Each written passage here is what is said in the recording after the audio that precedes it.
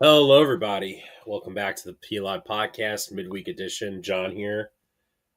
Uh, Joined once again by the main man himself, Michelangelo. Michael, how we doing, man? Well, I have to say, since one of the worst weeks in Philadelphia sports in recent memory, we are we're in what? One of the better 2-week stretches, week and a half stretches of Philadelphia sports. Yeah, man, not like ever or anything like that, but it's certainly a complete 180 from the Phillies getting eliminated, the Eagles losing a couple in a row, and not looking good in that regard. The Eagles have now won 2 in a row. The passing game has looked good for 2 weeks in a row. The running game finally got off its butt against the Giants. We're seeing under center play action, things we haven't seen. Um, the Sixers are 4-0, and they keep winning and come from behind great ways. Embiid looks good in his minutes restriction. The guard plays out of this world. Maxey looks like an MVP candidate. The Flyers have won a couple tough games in a row. They beat the Penguins in a shootout last night. That was awesome. Um, so yeah, Philadelphia sports it's on the upswing, John, isn't it? Entering the bye week for the Eagles. I would have to say I agree with you. We talked about before the fall sports that if you just don't have expectations for the Flyers or Sixers and just enjoy it and not worry about like if we're gonna win a title or gosh, I mean, even making the playoffs, For the Flyers, yeah. let's just chill and enjoy the ride. Yeah, Yeah, man. we can hold our expectations with the other two teams. So Right. Let's start off with a team we haven't really talked about a lot recently. Your Philadelphia 76ers, 4-0. 4-0. Three of their four wins have come with 10-plus point fourth quarter comebacks. Most recently last night in Washington against the Wizards. It really felt like last night was a definite loss. It was the second leg of a back-to-back after what was a decently gritty win at home against the uh, the Hornets, correct? No, no, no, no, not the Hornets. The Hornets was Saturday. Who did the Sixers just beat on Monday? They defeated the Orlando Magic. Orlando Magic. That's right. Yes, they beat the Magic on Monday, in another tight win. And last night really felt like it was going to be a loss. Embiid really cooked Second half of 25. a back to back. Yeah, second half of back-to-back, 25 points in 23 minutes for Embiid. He looked very good, but obviously isn't finishing games because of how they want to structure that minutes restriction to get the most out of them. And they just looked tired. Like Edgecombe looked like he was about to fall over from being so tired. Yeah, how many? Maxey Yeah, looked Edgecombe has gassed. never played a back to back.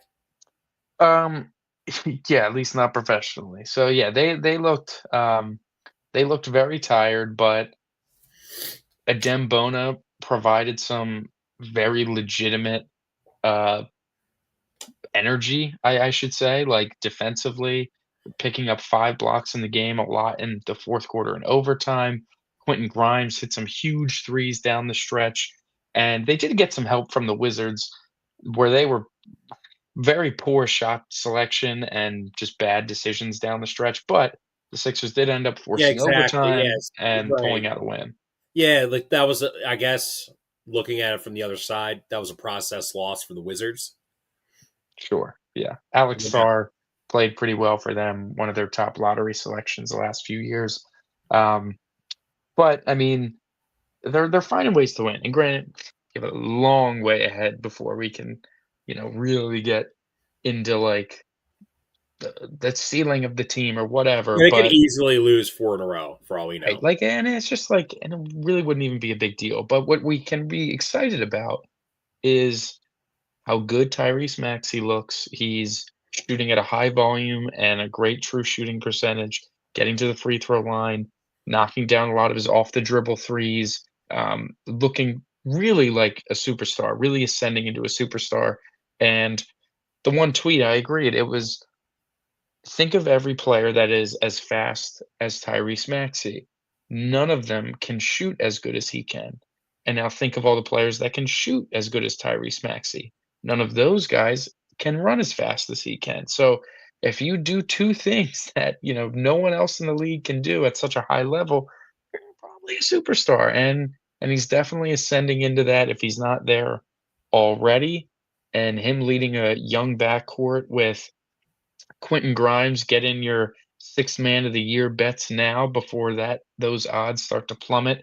We've already missed the mark on good odds for VJ Edgecombe Rookie of the Year, as he's now the second highest favorite behind Cooper Flag, but he's looked awesome, Edgecombe. Cooper Really, Flag's really kind of special struggling a stuff. little bit Yeah, I because mean, he's people also like forget the he's the youngest youngest, player yeah, in the youngest player league. in the league. Like, that does not get talked about enough. But Yes. Edgecombe, we can't be excited enough about VJ Edgecombe. I watched a segment on Tim Legler talking about him, where he said his ability to be able to be slowly dribbling in a relaxed state, and his first step, that pure athleticism and get off in one step to blow by a defender.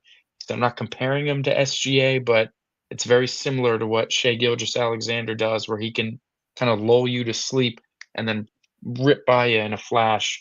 And Edgecombe's able to do that. And like, he's doing things through 4 games that I just didn't really expect to see for at, like, a level that I didn't expect to see it at for maybe 4 years, John. Like, I didn't expect him to be able to knock down shots and be a good enough three-point shooter that he has been thus far for some time. I thought maybe he'd have some games here and there, but he looks very, very comfortable out there. I didn't think he'd be able to dribble at the way he's been able to. I didn't think he'd be able to pass at the way he's been able to pass and play make. Like, there were legitimate parts to his games that I think we were all like, yeah, hopefully it'll come, but he's a really athletic player and, definitely can be a very helpful piece to a winning team. And then hopefully he develops into something more.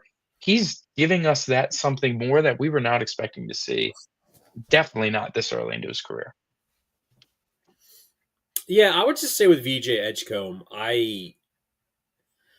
when like kind of looking at the draft, like obviously Flag was the guy everyone wanted. He was the consensus first overall pick, Sure. and then Dylan Harper was the consensus number 2. And then it was sort of like it could a wide open. Like some people want to, Ace Bailey, it's funny that who was the guy on Twitter that, or I think it was Hoops reference, he wanted was Con Knipple and Conky hated Nipple, Ace Bailey. Yeah. and he threw a temper tantrum when they drafted VJ Edgecombe, and it's sort of like I don't know, man. I Like thought he was into Edgecombe, to be honest. I thought there were some other people that were definitely not happy, but I think Ace Bailey, Ace Bailey was definitely the most polarizing prospect.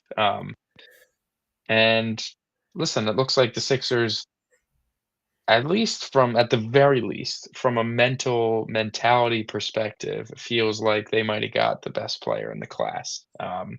In terms of drive, in terms of confidence, in terms of like I would not say putting his this. head This is the down, way I would look at it. 2003 NBA draft: LeBron, Carmelo, Bosh, D Wade, 4 biggest guys that came out. Right.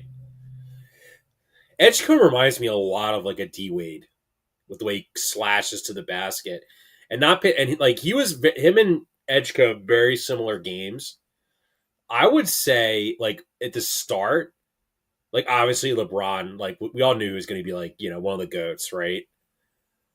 Wade was like the best performer as a rookie initially, right? and looking back in that class, he was the second best player behind LeBron.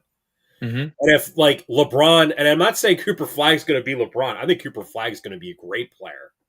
Hey, listen, he's very But young. like you're like to your point, I don't think it's unreasonable to think VJ Edgecombe could be the best player from this past draft class.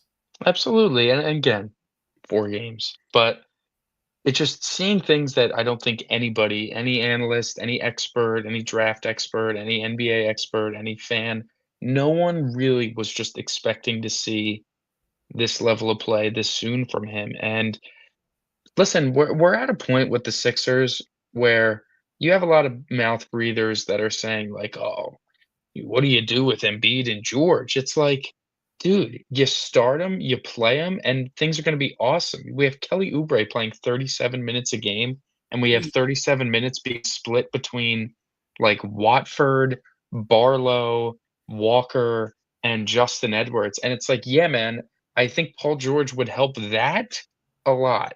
And obviously, Embiid is still Well, Paul incredible. George, He the just needs to. NBA player, would definitely help. My concern, like I have, like, dude, Embiid, like the team's going to be better when Embiid like gets back to a point where he's going to feel more comfortable pushing off of his knees.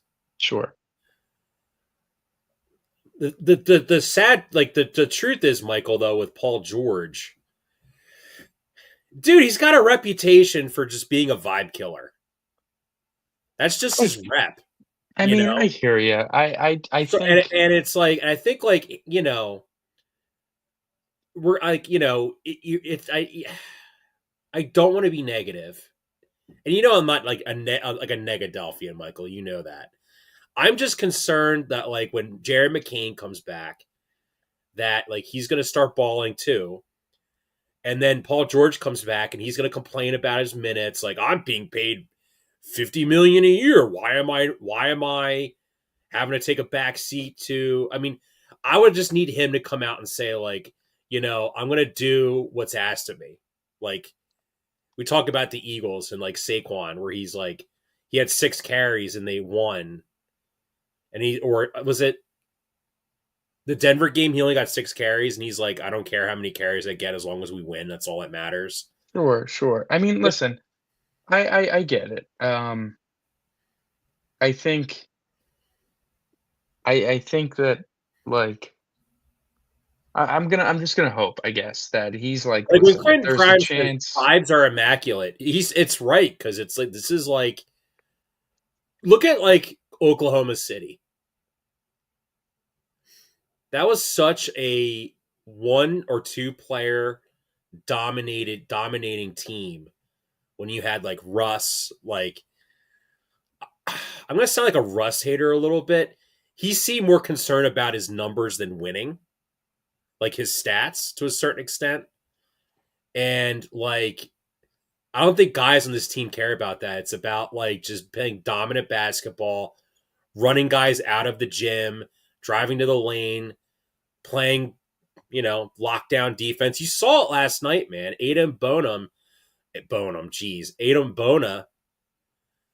Like, dude, like the hustle, like this is kind of what, like, as fans, this is the type of basketball that we want. No, absolutely. Like a Dembona is a legitimate energizer, and it's like I think as he ages and plays more, he's gonna find himself a little bit more in terms of playing a little bit more under control because he is just so athletic that he kind of just flails sometimes, but it works. It's a very good backup center trait to have, I'd say. Yeah, But you look at the vibes of this team, and it's, you know, everyone just seems to not be walking around like depressed all the time. It's you can feel a palpable uppity attitude from everybody.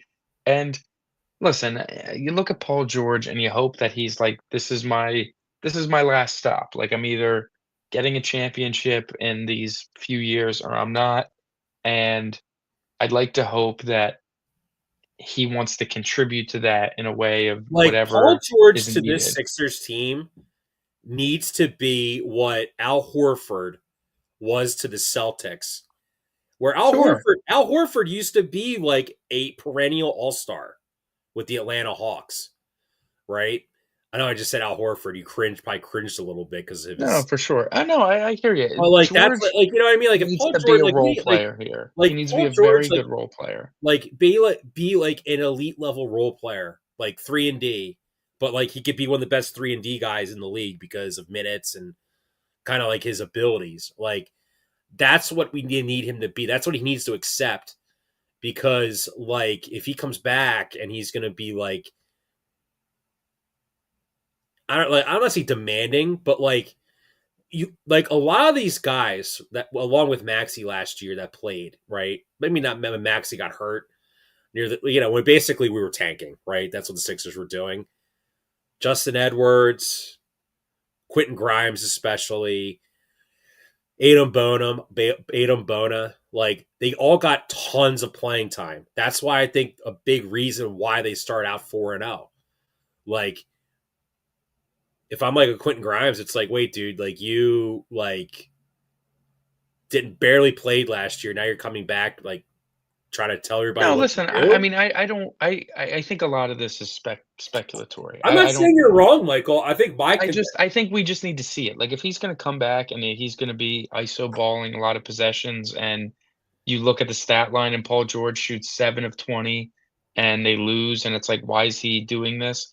And then we got a problem on our hands. But until I see that, I'm just and not you know gonna how worry about it. overreactionary we are, Michael. No, I know. I'm just not The gonna worry second about he it. Like, does that, everyone's gonna be like, trade him, send him home. I get it, but I mean, if we're gonna sit here and expect it, then like that's what we talked about just when we started. We're not enjoying the No, ride I was here. just giving you a talking point. You brought up Paul George. I was not Yeah, gonna. when I look at Paul George, I think the best role for him, and what I like, I don't. Nick Nurse is not stupid. I think that he's gonna put him in a situation where it's like, listen, you're gonna be our primary wing defender, best wing player on the other team. You are going to defend, which is good. I mean, the Sixers defense has been pretty hot garbage for the first 4 games. They're giving up like 120 points with ease through 4 quarters.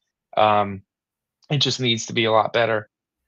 He's going to help with that, and if he can knock down 40% of his threes on like 8 attempts, 7 attempts, something like that, that is an extremely valuable player. Because if you look at what the Sixers are lacking right now, it's 3-point shooting, kind of as a whole, but especially from the wing position, and then defense, period. And Paul George can really help with both of those things a lot. And the shooting aspect, McCain will also very, very much help with. Like, the Sixers are 4-0, and what was that stat? That they have the least amount of attempted and made corner threes in the NBA.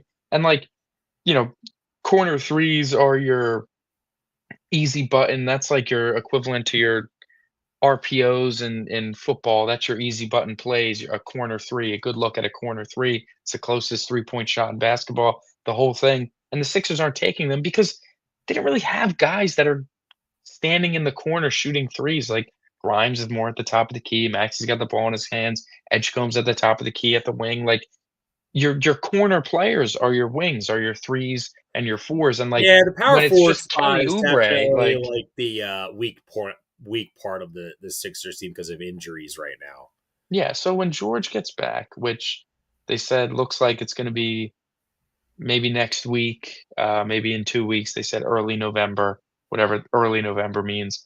It seems like him and McCain might be coming back at around the same time now, which, I mean, that's fine.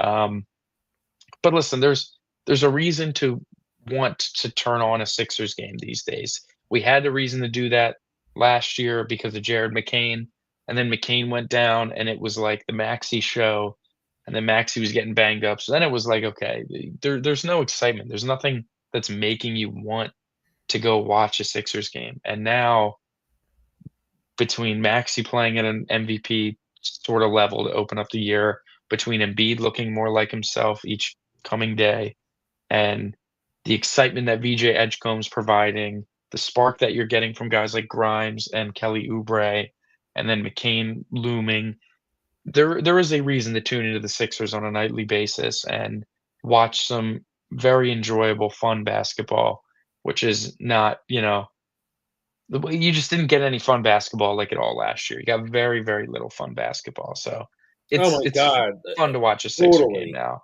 Yeah. Let's Well, move on. yeah, I was gonna Well, say the yeah, let's move on to the other team in the winter sport category, the Philadelphia Flyers. They are also coming off a couple of wins.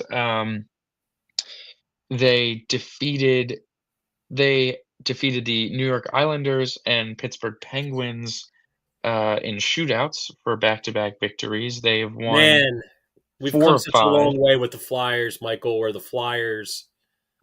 Can't win a shootout. No, Sam Ersson is awesome in shootouts. He's 10-3 in his career in shootouts. So shout out to Sam Ersson for being very good at shootouts. It's not an easy thing for goalies to be good at because we know the So Flyers don't have a ton of great scores in those. Now they yeah, have a couple, so but let's talk about the positives overall, then we'll talk about the negatives. Oh, by the way, uh not to backtrack on the NBA, but that tweet you sent about the commissioner overly punishing the Sixers for the PJ Tucker when oh right.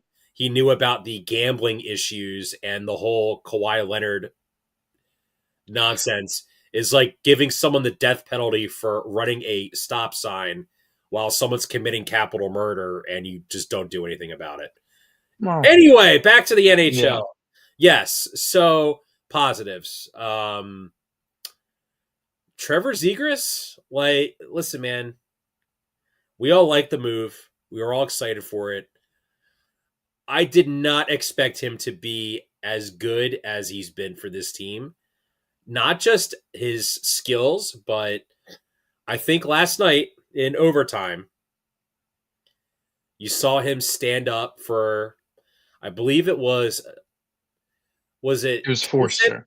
Was tight, yeah, Tyson Forster was getting ganged up by two Penguins, and he got in this when he went to protect his teammate. Like that's what, like, You're seeing players stick their necks out for each other with this Flyers team. I mean, we talked about it from the beginning, from the offseason, that the players just don't seem to be walking on eggshells anymore.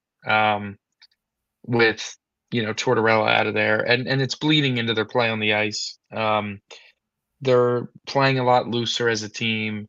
They're more aggressive as a team. You're seeing guys just look better without him. Like it's like Jamie Drysdale, maybe not the offensive defenseman that we thought he was going to be, but turning into like a legitimate stopper was not something I had foreseen, and so far this season has been ridiculous. His like expected goals against per 60 is like 1.8, and getting that under 2 is just ridiculous. It's a ridiculous stat to have. They called him the right-handed Gustav Forsling of the Florida Panthers, and it's true, man. There was a lot of plays in last night's game alone that just little things that he wasn't really able to do, since getting here, making a nice play along the boards, wanting the puck back because he can visualize a play in his head before it happens, and he makes it happen for a great breakout. Like, those little things are huge, being able to break the puck out of your own zone, turn a defensive zone face-off into an offensive chance within, like, 10 seconds. That's a serious skill, and he's been a really good engine at turning defense into offense, not necessarily through his like innate offensive ability, but his really good defensive ability, and then being able to just move the puck through the zone has been very, very good. And Cam York, very similar um, developmental jump in terms of just their games being a lot better from last year to this year, and that's really exciting to see. As you mentioned too, Trevor Zegras has been awesome, stepping into a nice little leadership role, and the skill is just oozing out with every play. Tocchet finally putting him on a line with Michkov, even though they're with Dvorak, it still generates a lot of chances with those two on the same line together. And listen, they're winning games because of it. They're playing quite well. Bobby Brink and Tyson Forster seem like they get better every game. It does look like there's going to probably have to be some sort of winger trade away. Maybe Bobby Brink ends up being the odd man out, unfortunately, but that's for a little later down the line when Porter Martone gets a little closer, ready to, join the team in a handful of months or year or whatever. But similar to the Philadelphia 76ers, the Flyers, the juice of Michkov was a lot last year, making them fun to tune into. And then Tortorella kind of dampened that a little bit with the benchings and the scratchings and all that yeah, sort and of I would stuff. say right now, like I think the frustrating part as a Flyer fan is because they have some vets that they're trying to showcase to just, Danny Briere, obviously big into getting assets, very kind of hinky-ish to a certain extent, Um, like Dvorak's just gonna play big minutes, Garnet Hathaway, who I like, he's 33. Like, if the Flyers aren't like in the playoff contention, if they get a call, someone offers them like a fifth round or fourth rounder for them, they're gonna do it. And then Grabenkin's gonna play every game, Yeah, like Grabenkin's that's an issue I'm having with Tortorella with Tocchet Yeah. at the moment. Oh my days. Davis Schneider lead off first pitch home run against Blake Snell, 1-0 Blue Jays. My goodness, what a start. Anyways, Oh boy. World Series has been wonderful through 4 games, This and feels looks like like this could be Avars. one of the best World Series we'll see in our life, in our current Yeah, I lifetimes. mean, yeah, that it looks like it's on its way to being the best one since 2017. But anyways, I guess 19 was good too, even those Nationals. But regardless, Tocchet not playing Grebenkin is pretty frustrating. As a I do middle love to bottom six, I love little Nicky. I I feel like, because listen, man, friend of the show Zach oh my loves. goodness, Vlad Guerrero, back-to-back home runs for the Blue Jays. Are you kidding me right now? Maybe the Wow. Dodgers are a little tired from playing that 18 inning. I mean, it's Blake Snell, man. I mean, What do you mean? It's Blake? wow. Blake Snell's not like a He didn't pitch 2 postseason days bum, ago. bro. I mean, Blake Snell was shoving, and then he had 10 days off between the NLCS and the World Series, and he's off to a hell of a start. 3 pitches, 2 runs. How about that for you, Blake Snell? Mm. Damn, Vlad got his hands in. That's such an impressive swing. Wow. Wow, wow, wow. Well, Let's Toronto, how about it? Anyways, let's Nikita focus on. Gribankin, um, I'd like to just If see him that's our play only more. problem with the Flyers, like after sitting through like the rough Tortorella seasons, like I'm gonna take that because listen, like let's think big picture here though. Like Michkov, like the first couple weeks was just bad. Like there's no way of putting it. Yeah, whether it was out of shape, whatever. Like, yeah. Whatever, he was just bad for whatever reason. They kept playing him, you know. Like if this like Michael, if this was like 20 years ago, people would be complaining, saying like, listen, I know like, oh, he's out of shape, send him to Lehigh Valley. This is a send him there. Yeah. As stupid as that sounds, it's probably like the truth. I mean, yeah, that's what they would have been saying. But I mean, But like eh, no, like he kept playing him. Now like when he was shoved on that awful line where it was like Couturier, him, and Dvorak, where yeah, he's the slowest skater because he's out of shape and he's supposed to be the most skilled. Like the one game, I think it was it the first? I mean, just It keeping him on a line. was the game against the Hurricanes. Okay, yeah, keeping him on a line with either Konechny or Zegras, like at all times, is just a good idea if you want to generate serious 5-on-5 offense. Like it's just simply just that, and you know, the last handful of games he has been, and they've been really good at generating chances. I mean, the one against the Islanders where they took a play that really looked like had no business of being anything, and you know, Zegras flicks it up to Michkov, who had a great chance and got stuffed right at the goal line. It's like those are the sort of plays that we've talked about for years, like more skilled this, more skilled that, more skilled, more skill, more skill. We need high end talent, blue chip talent, all these sort of things. That is what we're talking about. Being able to create plays out of nothing. And it's like that's what it's like when you watched the Tampa Bay Lightning from like 2018 to 2022. That's what it was like watching the Oilers the last 4 years. That's what it's like watching the Penguins for the last like 15 years, turning nothing plays into chances just because they're perfect passes and quick stick handles and all that sort of stuff. And, you know, Zegras didn't fully bring the puck into the zone away from making a real nifty play to set up Forster for an overtime winner before they had to win in the shootout. That You was a know, wild overtime. Like the it Penguins had a was. goal taken away Yeah, because when they with that were weird rule that I didn't know existed, but um, I guess I don't know. But yeah, Malkin got that off the being ice. Malkin got off the ice before their goalie. I forget his last. Can you pronounce? I forget how to pronounce his. wasn't close enough. Uh, Sivash, I think, right? Um, that the rules like you got to be like within 5 feet of the bench before the goalie or before the extra attacker or whatever can jump on. And he was barely across the blue line, so he was definitely not within 5 feet of the bench. But yeah, Flyers, Sixers picking up some wins here early in the season. They're fun to watch. It's worth tuning in. It's worth going to a game, all that sort of stuff. Which is By the way, it's what that we last ask for, night. you know. By the way, that last night. When the Peng. By the way, I just want just.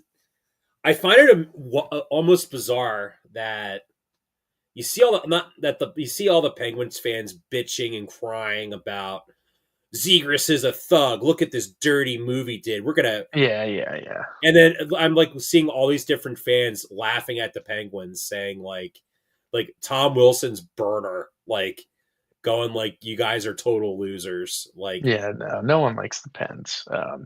People like Crosby, some people like Malkin, but no one likes the Penguins as a whole. But yeah, all right. Do we wanna pivot to football? Talk about this past week, week 8, or do we wanna open up with an Eagles trade? Why don't we do that? yeah, so Eagles made a move today. Not surprising at all. The what they did. They made a trade with the New York Jets to acquire defensive back Michael Carter II. Uh, Yeah, they traded John Mechie and they swapped some late round draft picks. And yeah, Mechie really, I mean, he saw his snap count diminish like really significantly over the last few weeks. I mean, AJ Brown did not play this week, and I can't recall Mechie being on the field at all. I don't know if you can.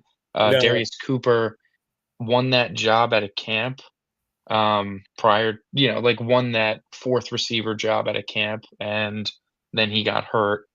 Um, but he was back and he definitely got significantly more snaps. So if I don't remember if Mechie even got a snap. Um, and Mechie wasn't much of a kick returner, punt returner, right? Like just wasn't providing enough value to the team.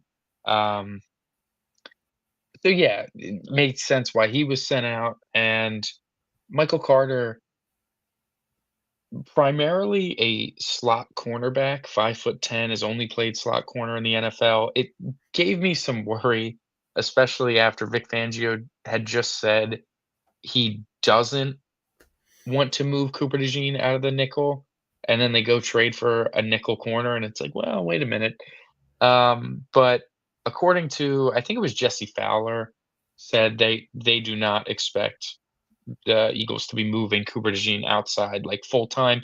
Maybe, the depth behind DeJean in the nickel position was very, very lacking. It was Perry Nickerson for the time being, and they had just cut him. So it did look like the Eagles definitely wanted some sort of at least a backup nickel, another guy to run in their dime package that's maybe a little bit more useful. And I'm sure there's going to be some situations well, where hasn't it Michael makes Carter sense. also played safety at times in certain packages? I'm sure in a similar way to like So DeJean basically, kind of Michael has. Carter II is like what Avante Maddox was in 2022 for the Eagles. I mean, in 2024, even like Maddox last year is going to be pretty much used the way, or Carter this year is going to be used the way Maddox was used last year, where he was used in dime and if DeJean had to come out or for whatever reason, he was in there. So I think Carter's going to be in that same sort of way. I also think, you might see DeJean used in some more creative ways or different ways. Maybe he plays a few reps of outside if they feel like they don't want to run base, but they're getting a lot of runs against them, and he's a better tackler.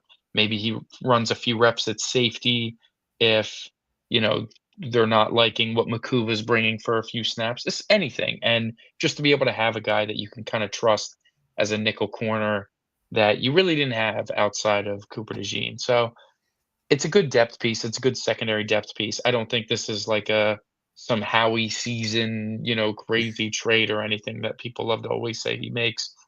This just feels like a solid depth move for a position that is definitely, I think, a little more important to the ceiling of this team than what John Mechie was providing at the wide receiver spot. Yeah, I agree. I think it makes them better, obviously. Hmm. Uh, I think with Ja'Cory and Bennett coming back does kind of let me think that they don't really think of much of him. I mean, I wouldn't necessarily say that as much as it's like again, I don't think Carter's going to be playing outside. I think Ja'Cory and Bennett could be playing some outside. I to be completely blunt, I don't think that the second corner position, the corner opposite of Quignon, has really been that offensively bad outside of week 1 against Dallas and outside of the Giants game where the whole defense looked bad, the first Giants game, that is. Besides that, I really haven't felt like, "Oh, man, Adoree Jackson's just unplayable," or Keely Ringo is just a total bum. Like, it's felt like that position has kinda stabilized itself within the scheme, and, yeah, it's not gonna be great. It's not gonna be Darius Slay, or it's not gonna be Quinyon Mitchell last year. Like, it's not gonna be elite play, but I don't think it's killing you the way that I I think think they're some gonna. people I still think it still does. strongly believe they're gonna add another edge rusher. Maybe. Oh, edge rusher, yes. Edge rusher, I do think they are probably going to add something else. Brandon Graham will be back in a couple he'll be playing in a couple weeks against Green Bay. We'll see. But yeah, it does feel like they could use another edge rusher. Because Nolan Although, Smith's coming back after the bye, so you have Nolan Smith, Jalen yeah. Hunt, And like Jalex Josh Hunt looked Uche. good. Josh Uche's he's kind of looked good all year. He just really hasn't been able to finish with the Well, sack. Brandon Graham is going to play more like down defensive lineman snaps. Yeah, and He's going to be there to help run in the run. He's going to be there situations. to It's help them yeah, stop the run yeah. because Moro That's where Jomo is playing very well. He's definitely playing at the same level Milt Williams was playing last year. The thing is, they don't have anybody on their D line to do what Moro Ojomo did last year. yeah. I mean, Ty That's going to Robinson be really what hasn't. that's what they're going to expect. I think Brandon Graham. Perhaps, yeah. They haven't really ran a lot of Ty Robinson snaps. You haven't seen much of him.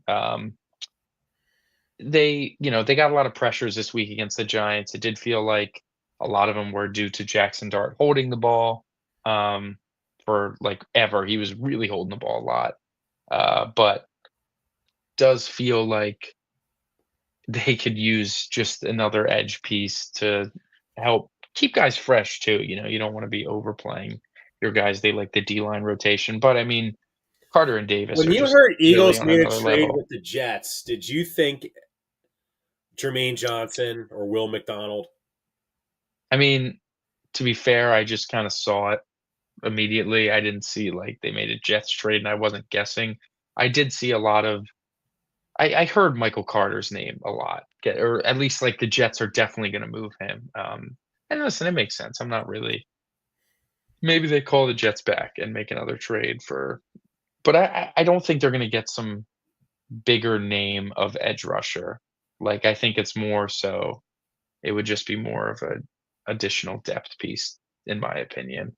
or like a pass rush Thought it special was or funny that something like that. he basically paid $5 million to make this trade happen by passing up a, a not a sign like a bonus, right? It was a guaranteed money, like Right. Yeah. to So yeah, the Eagles made a little move. I guess we can start with talking about the Eagles game. No AJ Brown, um, no Cam Jurgens, and the players that played in place of those guys were awesome. Brett Toth looked really, really, really good. Shocker, by the way, that asking your offensive line to not make these difficult zone reach blocks, and instead more of a gap scheme, more your pin pulls, your block downs and pull around. It really opened up the run game. You weren't asking Brett Toth to make a reach block like a gap and a half over on Dexter Lawrence. Instead, you just had Landon Dickerson block down on him and Toth to pull through and block a linebacker. And the running game was the best it's been since uh, the NFC Championship game. And you know, it was really good. Brett Toth was killing people. Tyler Steen played really, really well. I don't know what this city's weird obsession is with disliking Tyler Steen. I don't think he's been, like, bad by any stretch, but I hear a lot of chatter that yeah, he blows. It's weird. It's a weird, weird thing. yeah, I would say People love blaming offensive like, everyone has this perception of the Eagles' offensive line, and those that aren't under the big contracts, people love to blame. People love to say it's all their fault, and I get it. We all love Lane Johnson, we all love Jordan Mailata, we all love Landon Dickerson, and most of us like Cam Jurgens, and obviously we all loved Jason Kelsey. So it's very easy to just be like, "Oh, Tyler Steen blows," or, "Oh, Becton struggles from time to time," or, "Oh, Sayamalu was easy for everyone to pick on," and, like, it's weird. It's a weird thing that the city has, and Tyler Steen's getting it now from people when I don't think he deserves it. yeah, I don't It's really bad. get that either. I will say this with oh, like I agree with you about your analysis on the gap scheme versus zone read. You're right. Like the Eagles' offensive line was trying to play like like they were like the 1998 Denver Broncos offensive It's line. That's the big zone block. That's right, not and their, it's like, that's not just their because they were strong doing it suit. last year, you're taking Dickerson, who's not healthy, probably still, and Lane Johnson, who just keeps getting a little bit older, and you're, like, asking those guys to make those blocks and the other guys to, like, compensate for them at times, and you're just asking for problems. So, yeah, go ahead. They finally made things easier on themselves. Yeah, I would say like the strength of the Eagles O line is that they're just massive human I was beings. gonna So say they're mass. they're just massive and north south. Just go to the gap, whoever's there, knock them over. Who cares who it is? It's Yep. worked. It's worked for the last 13 years, Michael. I don't know why it would stop working now, Right, right. And that's what you saw on Sunday. They just like that's the thing though too with the Giants. Michael, the Giants have basically been building this team around their defensive line because of the Eagles. Yeah, No, think about it. I don't know if it's just because the Eagles. It's, a good defensive line can do a lot of damage. Dexter Lawrence, credible player. Abdul Carter No, when you're a gives Lane poverty Johnson franchise, you problems. will make draft picks because of the team that dominates your division. The Eagles drafted Bobby Taylor for the sole purpose of covering Michael Irvin. Well, And the Eagles Eagles did just that when they were like bad. So right, right. Yeah, so the offensive line played probably its best game of the season. Brett Toth was really, really good. I mean, and the running game was the best of the season. Second play of the game, Saquon breaks off a long touchdown from an under center run. It was the first time I couldn't. They were trying to figure it out on the radio. It's the first time they've had two players with over 100 rushing yards since 2022, that Sunday night game against Green Bay.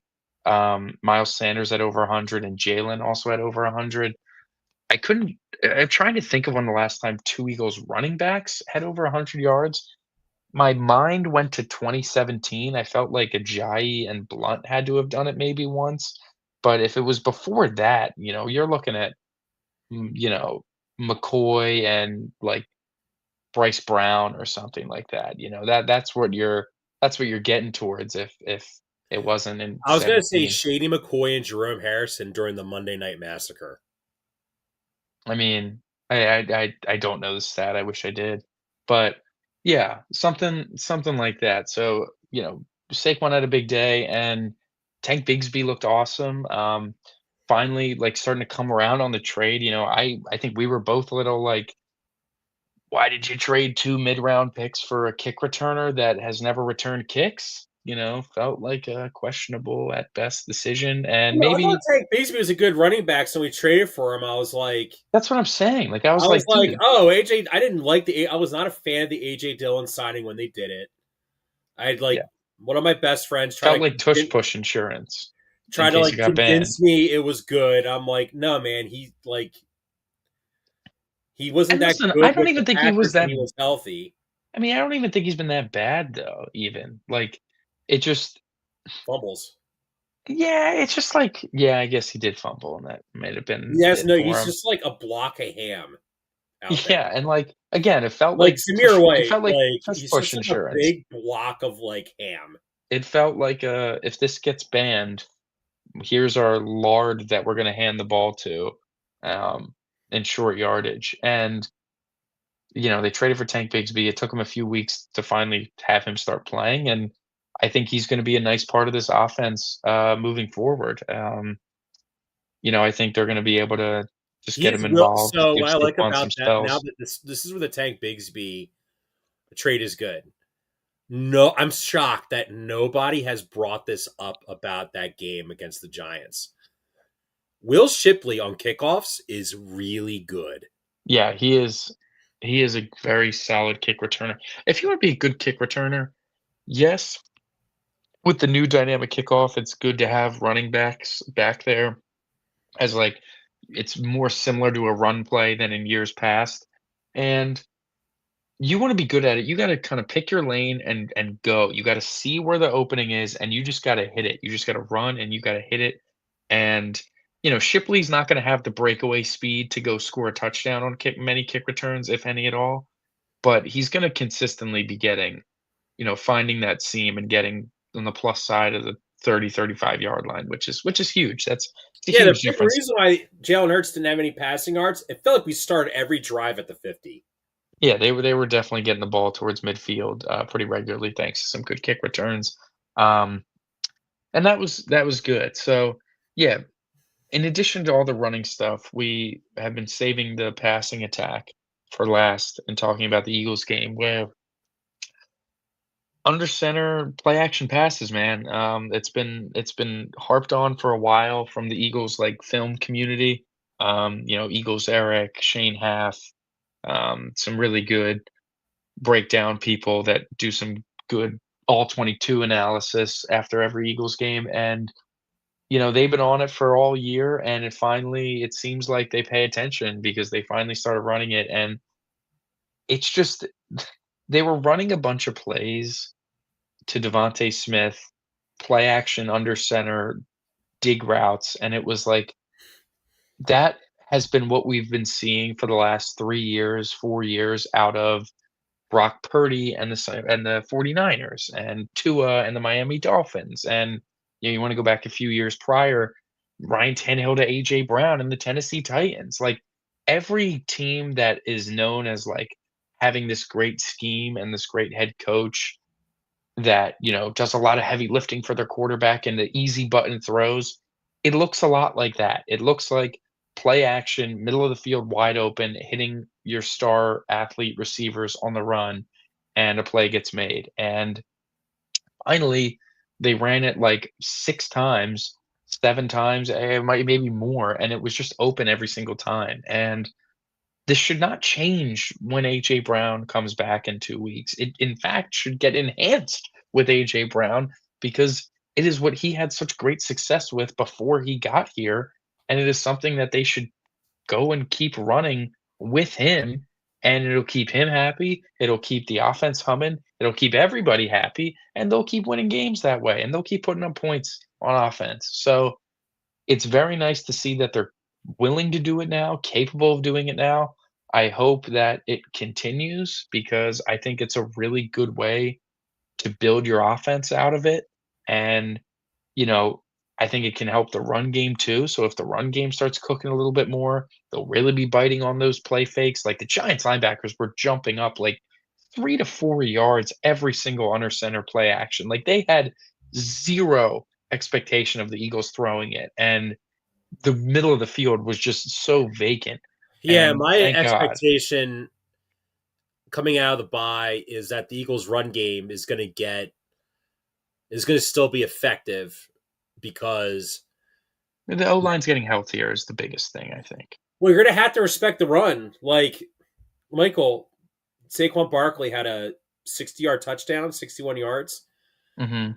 By the Eagles running what like a football play that's existed for like 70 years. Counter. That's it. Yeah.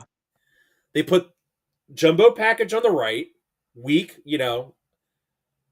weak side was light. Giants all overcommitted to the right side. That's what these teams do. They just guess. They have to they basically have to gamble on defense on what the Eagles are doing, and if they guess wrong, the Eagles just get massive chunk plays. Hmm. And like for whatever reason, this offense and coaching brain and whatever has felt like you can't get explosive passing plays out of under center looks, or you can't get a ton of explosive passing Because no one plays out lines of up like on really under serious play center action. anymore. Well, I mean, teams that have been known to have good offenses, you know? Like the Niners run a lot of under center. The Rams run a shit ton of under center, by the way. Like I failed to mention Matthew Stafford and the LA Rams when I talk about play action under center dig routes, as if that's not where we see Puka wide open all the time and catching it on the run. It's like, oh, how and like that's the craziest part where it's like, oh, how is it that Brandon Ayuk and Debo Samuel and Tyreek Hill, these guys are just wide open? Aren't they covering them? And now we're gonna look and be like, oh, AJ Brown and Devonta Smith are wide open, running these play action dig routes because it works. You get a good man coverage setup. It really helps alleviate some of the pressure from over the middle, and it's really simple pitch and catch from your quarterback to your receiver, and it's just gonna make everyone's life so much better and so much easier. By the way, did you I have 2 points I just want to bring up. Mhm. One, do you peep how happy Jalen Hurts is now that they're kind of running more under center? I mean, they're just running it's just like easy button stuff. It's more under center. It's a lot of slide RPO looks, you know, play action out of shotgun to pull, and he's kind of on the move, and you got Goddard in the flat. I mean, that's worked all season. It got him his second touchdown of the game. Um, and I think he's very happy that they're winning and he's able to contribute through the air in a way that's not just go balls and quick slants. And again, not that you should abandon those things either, because those things work really well too, because you have great personnel for that. But now it's like you can just do something different. Teams aren't only expecting it now. And Jalen they Hurts, just look good, man. nine nine incompletions, 7 touchdowns the last 2 weeks combined. Last point I want to bring up, and then we'll talk about the past week in the NFL. Would you like to hear my conspiracy theory about the tush push? Oh boy, is it more than just I think that the league told the officials to call it like garbage so that it gets banned? Oh, that's actually kind of my We've conspiracy talked theory. about this. We talked about this on the Well, no, show. it's no, well, no, well, no. This is my, but like, kind of digging deeper. The game was horribly officiated. That was for both sides. Like I see Eagles fans complaining about the calls against the Eagles. Bro, the Giants got hosed on some other calls too. Mhm, mhm. And I think this is the way I look at it with the tush push is because the Eagles have had some egregious non calls not in their favor and some really bad calls in their favor. It feels like every week the Eagles have a penalty flag picked up that they throw against their opponent and then they pick it up. Yeah. The Eagles' opponents, Eagles opposing offenses they oppose since 2024, their opponents have committed the fewest amount of penalties on offense. Right. No, absolutely. I think My conspiracy theory is the NFL's like says the Eagles, "Hey, we give you the tush push, so we have to give makeup calls to the other team."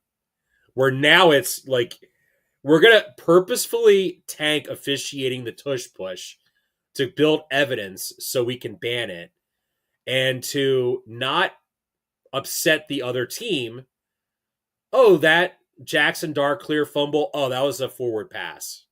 yeah, it feels like they changed the rule of what a forward pass is. Um, because between the Bo Nix play and that, I I I don't know. I guess I don't know what a strip sack is anymore. Like I thought it was if the hand is empty when it would actually be releasing the football for a throw, it's a fumble. I thought that was pretty clear. I thought that was like very easily discretioned, whatever. And now it's like if it's coming forward at all, period, it's a pass. And I'm like, what was the point of the tuck rule conspiracy? Then Brady's absolutely was an incomplete pass, and I don't wanna hear it. But we all know it wasn't because it was a fumble because he tucked it in. But if the rule is that as long as the ball is coming like pass, pass, pass, as soon as it's here, it's a pass? That's ludicrous. What happened to a pump fake now? Pump fakes don't exist. If this is a pass, if you get it hit out, even if you're planning on pulling it in, it's just so dumb. But regardless, yeah, I've been on the conspiracy too that they told officials call the tush push like garbage, non-calls against the Eagles when they commit a penalty, um, quick whistles when they start wrestling the ball away from Jalen, but not quick whistles when they maybe get stuffed right away and that second push is going to get them over the first down marker. Like, I think it's just going to be a bunch of garbage because that was clear as day. Jalen got the ball ripped out by Kayvon Thibodeau. He made a great play on the tush push. And them saying they blew the play dead is just kind of erroneous. But yeah, I think it's a total, complete conspiracy to call it like garbage because they have to abandon the it's unsafe part of it Mm-hmm. and They had land no on evidence. it's They didn't just have too any hard to evidence. officiate. Yeah, so this will be evidence of there were, you know, the Eagles ran, say, 50 tush pushes in 2025, and there were,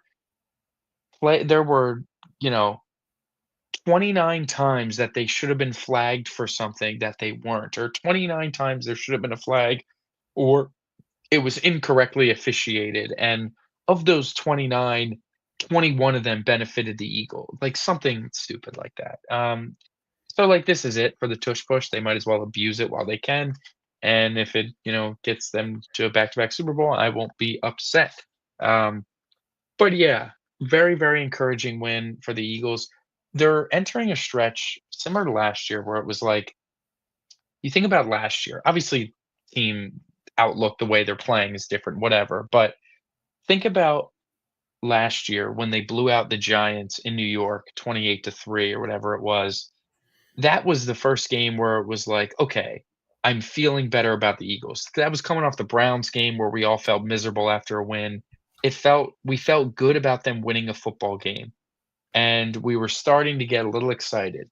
And then came eventually the back-to-back weeks against the at Los Angeles Rams and at the Baltimore Ravens, and they essentially blew out both teams. They actually blew out the Rams, So and we got to blow they out the Packers and the Lions to make sure my of a point repeat of yeah, last my point is they've blown out the year. Giants now. We're feeling a little bit better.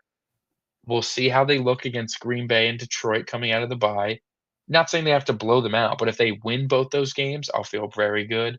If they win both and like we feel like wow, they really controlled that game, they really took it to them. Maybe they did blow them out, whatever.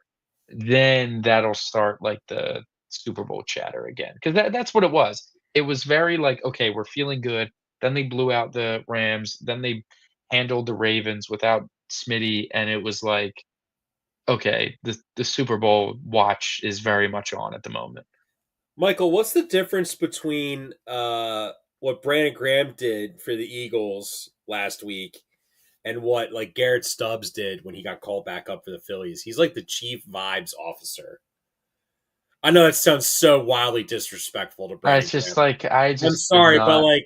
but I no, did like not, and I don't having even him hate. there just makes me feel better. I mean, I just did not think that's what you were gonna say. If I had to, if you were like, I'm gonna say something about Brandon Graham right now, you could have given me like 100 guesses, and I was not gonna pick up the Garrett Stubbs comp. Yeah, I guess, man. Sure. No, it's true though. I'm gonna say it's that and not, anything stupid like other people are suggesting. Like So what? yeah, I don't feel like talking about it. But it's like, well, it's because AJ wasn't playing, and it's like, okay, all those people can go kick some rocks. Um, but without a doubt in my mind, Brandon Graham definitely uplifted some of the spirits of the guys. He's going to be a nice leader, a nice vocal leader. He's going to be able to contribute on the field. Hopefully, we'll see. But I finally feel in a good place with the Eagles for the first time, probably like all season, and definitely excited to enjoy some stress-free football this weekend, and then get ready to lock back in because they have a real tough stretch coming out of the bye. So we'll see really what they are truly made of. But we have some games that we want to talk about from week 8. Uh, what do you want to start with? We already talked about Thursday over the Yeah. By weekend. the way, we did. Man, Do you want to start with Monday night? As a I just a sent you a quick link of all Chiefs. the scores. I think we should start with like from the top to the bottom. We'll just rip through some of the bad games, and I then mean, there were a lot of bad games. I'm there was a looking at the lot of score. slop. There was only I want one to talk about the game. first game. These first three games, though, that we have. Dolphins blowing out the Falcons in Atlanta. Michael. The Atlanta Falcons, Cost brother, me a lot of money, man. brother. Uh, They're weird. They're super weird. that's one There's way to put it. They're weird. Yeah, But they're because bad. How about that? Well, not I mean, bad. they beat that's what I'm saying, they're not bad because they beat the Bills, and, like, their defense is usually pretty good. They're weird. I think that's what it is, man. Well, if They the Bills are only win 12 games, which is still very respectable, that means they lose 5 games. That means that they're what, gonna they lose to lo- the Falcons? I they're listen, gonna I lose hear to a you. bad team in there. I would Yeah, but imagine. they got him. I mean, they got dominated by Atlanta, I'd say. And like defensively, it looked like the Falcons made some legitimate strides. And granted, they were very banged up. I mean, you go ahead and you take away AJ Brown and Jalen Hurts from an Eagles game. Dude, I'm not feeling super good that they're gonna win the game. I gotta be honest. And then you also say Saquon is like maybe gonna need to be investigated by the FBI. Like it just that's what the Falcons' output was. It was Kirk Cousins as washed as ever, looking horrible, no Drake London, and Bijan was just giving the ball to the Miami Dolphins. That's Yeah, still bad though because the Miami Dolphins are like on life support right now. yeah, like my point on why the Falcons are weird is that it's like someone's got to get that 7 seed in the NFC between like the 49ers, the Bears, The the Cowboys. Falcons, Cowboys, Commanders. Like one of those teams is probably going to make the playoffs.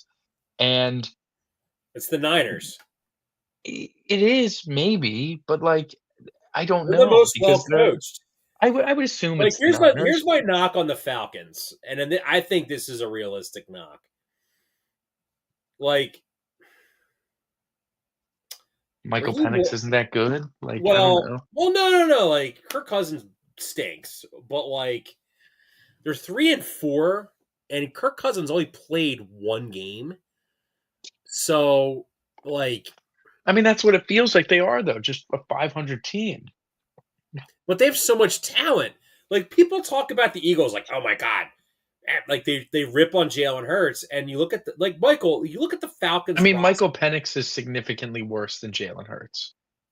Yeah, I mean, he is. Like, That's there's that. Like, where we talk about Jalen, he's like a top 10-ish quarterback, somewhere in that, like, maybe 8 to 12 range or so week by week. Michael Penix does not even sniff that. He's in that Michael Penix is in that, like, 20 to so my 20 to take on 28 my range. take on the Falcons is that Zach Robinson is just a bad offensive coordinator.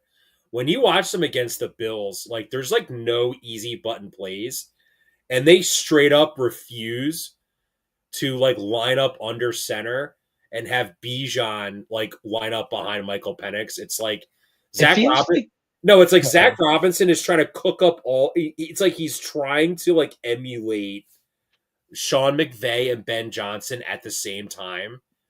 It's like he's almost like somebody who like watches other good play callers and tries to steal what they do without having a basis Yeah, for but what he's those guys calling get from. under center a lot. It's like Michael Penix is like he's it's part of this unfortunate new age of quarterback that really kinda started with Burrow, I'll say, that it's that breed of college quarterback, like, post-pandemic that is not comfortable being under center. They're just not. Like, Jackson Dart looks like a high school kid going under center for the first time, the way he looks when he gets under there looking super uncomfortable. Um, and Michael Penix, I think, falls in that category.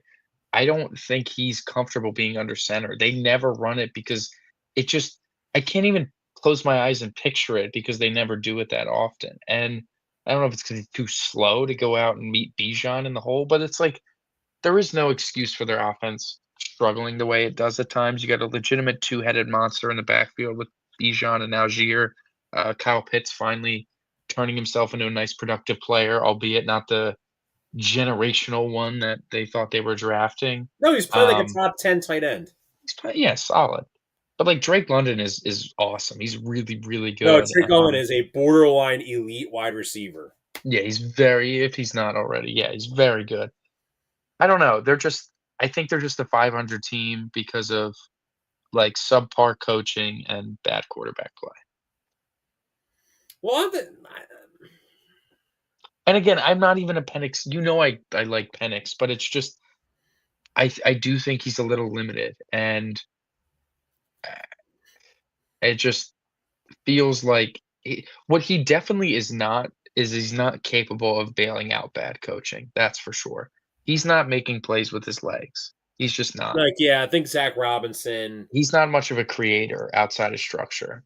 I don't. I think Zach Robinson just is not a good offensive coordinator, and I think with Raheem Morris there, He's like a strong arm Tua. yeah, And it's like down to the mobility. Like if I have a Penix could I run a have a little bit, be a feeling I lot have a better. feeling if like John Lynch's CTE just goes off the rails and he's like F Kyle Shanahan, like I'm the GM, like screw you, like Mhm. and they get like some kind of power struggle because and then like Shanahan like for some reason wants to coach another team because for some reason he hasn't signed an extension, right? He's on the last year of his Are you contract. saying Atlanta is the destination? Yeah, just give him a blank check. I mean, Michael, they'll He'll be highly coveted if he's available head coach, that's for sure. used to coach Yeah, there, yeah, yes, he does. Yes, he right? does. It's Right. like Let's a move Mike on to the next Vrabel game. Yeah, let's resurgence. see the next game. Jets at Yeah. Bengals. Jets at the I Bengals. If I had the meme of the fish where he's like from SpongeBob, where he's like, "Ha ha ha! Finally!" yeah, That yeah, was me picking the Jets to win. yeah. I mean, the Jets the Jets or whatever. I'm not this game was a lot less about the Jets and more about, like, this is the Cincinnati Bengals at their worst, like, the whole Joe Flacco acquisition was like, here's getting a guy that, Zach Taylor thinks, "I need a guy that can keep us afloat until Burrow gets back in December, and we can maybe make a playoff push." And I didn't think it was worth it. I didn't think it was super whatever. It felt like a fantasy move for the receivers. And when they go and beat the Steelers, it's like, okay, Zach Taylor maybe proving himself right a little bit. Felt Maybe like it you was are an gonna NFL hang around. mandated trade. Right. And it's like maybe you are gonna hang around until Burrow gets back. And then it's like, here's your home game against the Jets, and you let one of the worst offenses in the league and one of the worst quarterbacks in the league put 39 After on your their head. owner basically said that the starting quarterback is garbage. Yeah, yeah. So the Bengals are gonna be the Bengals. They're always the Bengals. They will never not be the Bengals. So that's that's as much as that is. Next game briefly, the Patriots Browns. There's very little to talk about in this game other than like There's one Drake thing I May's want to talk awesome. about. Oh, Well, Myles Garrett, like the not sympathy I have for him. Um, 5 sacks, the legendary not performance. sympathy. Like it's true. Like 5 sacks in a game and you get blown out. Like, dude, and you're slamming helmets, and I get it. I'm sure it's very frustrating, but at the same time, Mike Trout, you could have asked for out. You could have got out of there. It was right there. Someone said there was a big red eject button staring you in the face, and you said no to keep your loyal. And I tell you this all the time. There's a lot of athletes, especially NFL players, that are loyal to a fault. And Miles Garrett is falling in that category where that's the team that drafted him. That's all this sort of stuff and making his dreams come true of being a professional athlete. And there is quite literally zero evidence. It hurts me. So, like, zero evidence to prove that they were going to turn this thing around. And he went ahead and decided to stay. And granted, I don't even think the Browns are like that far away from being like a fringy playoff team because of how good Miles Garrett is. But if you really wanted to go somewhere where you could get 5 sacks, it probably means your team won by 40. You could have done it and you decided to stay. So I'm sorry, but unfortunately, Miles, you made your own bed. You have to go sleep in it. And he's I'm an not, awesome player, Hall of Famer, man. Should he win DPOY? I don't know. It's tough to deny a 5 sack performance, but I think this is going to be his you last year know, in Cleveland. I don't think it is. I think he missed his shot. Like, you're here, man. If I'm the Browns, as dysfunctional as I think the Browns are, I think they would straight up reject the no trade clause, the trade request. If he's like, trade me, I think they would say no, Miles. We gave you this out last year. You're not just quitting on us after one season that you decided to stay in. What if there's a quarterback that's going to be available first overall, and the Browns want to move up to get him, I and mean, they there's need, not. These quarterbacks blow. would you, Michael? Would you truly believe the Browns wouldn't do something stupid to take a bad quarterback to move up? I think they're less inclined to do it after they just drafted Michael, did 2. you watch any of Dylan Gabriel's performance against the Patriots? You don't have to convince me That was Dylan one of Gabriel the sucks. dude, like Listen, if Shador plays and he is going to play, if Shador he needs to plays, play. Like, I am sorry. Like, I am not like one of those like Shador stands, Michael. Like, I'm not. sure. But the fact that the Cleveland Browns, Andrew Berry and Kevin Stefanski, thought that Dylan Gabriel, one, should have been a third round pick when he was graded out as either late Oh day boy. three. Kike Hernandez puts the Dodgers on the board 2-1. Sorry, go ahead. The fact they thought he was a third round pick when he should have been either, like, he had the same draft grade as Kyle McCord. Yeah. They should have just took Kyle McCord in the third round. Yeah. That would have done the same thing as them taking Dylan Gabriel. And Yeah. then allow Dylan Gabriel to make these side eye comments about Shador. Yeah. A His little own weird. teammate. And then the Browns just let him do it. And now the fact that he's going out there playing like garbage and nobody's going up to defend him, you know? Yeah, I don't know. I mean, we'll see. Shador's going to play this year. I mean, I'd be floored if he does not get on the I field. think if the Browns have another like trash offensive performance, then the fans are all going to start chanting Shador. Yeah, like, and the only way that Gabriel keeps his job is if they start ripping off wins, and like that's just not happening. So, um, yeah, but Drake May, legitimate MVP candidate. We'll see. By Bills Carolina, man, the true MVP of the Bills, my man, James James Cook, yeah, Cook, baby. shocker. They're able to run the ball effectively, and everything looks good for them. Not much to talk about there. Bryce I Young was didn't gonna say play. that's a good way to mask a bad defense. Chewing clock and keeping them off the field. I mean, it helps a lot when you're going against Andy Dalton in the Well, big yes. 2025. So that Mhm. also is a big contributor. Panthers, quick Panthers tangent. I'm sorry, Chuba, but like, Wow. we'll. I'm not gonna finish. R.I.P. Yeah, we'll. We have the watch, but they're like Rico Dowdle in one. Rico Dowdle. Rico Dowdle had what, like 7 carries for like 65 yards, and then Rico Dowdle for 2 weeks looked like LaDainian Tomlinson. they said, "Get back in there, Chuba." Like, I don't understand. Like, and I get it. You paid Hubbard the contract and all that sort of stuff.